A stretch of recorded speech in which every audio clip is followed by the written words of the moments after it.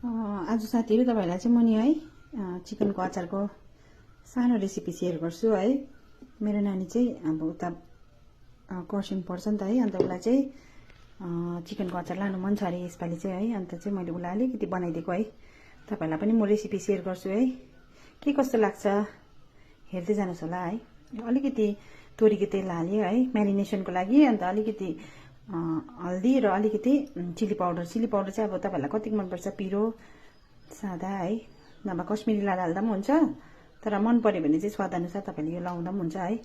त्यहाँदेखि अलिकति चाहिँ सोया सस र नुन लगाएर चाहिँ मजाले यति लगा चाहिँ मोल्नु पर्छ है साथीहरु।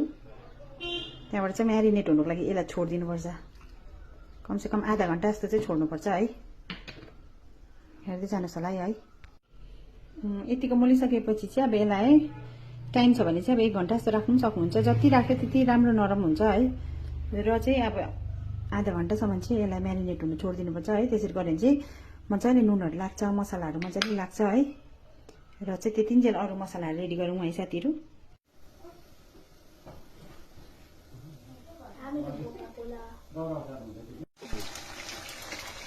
यसरी फ्राई गर्नुपर्छ है चिकनलाई। अब मैले यसलाई म्यारिनेट हुनुको लागि चाहिँ 2 घण्टा छोड्दिए है। र यहाँनिर चाहिँ मैले चुलामा मजाले हेर्नुस् है सानो आँच गरेर चाहिँ यसलाई फ्राई गर्छु, डीप फ्राई गर्नुपर्छ है, मजाले पकाउनु पर्छ। फाइनली साथीहरु है फ्राई चाहिँ भइसक्यो हो। अब यतिको चाहिँ डीप फ्राई गरेर निकाल्नु पर्छ है।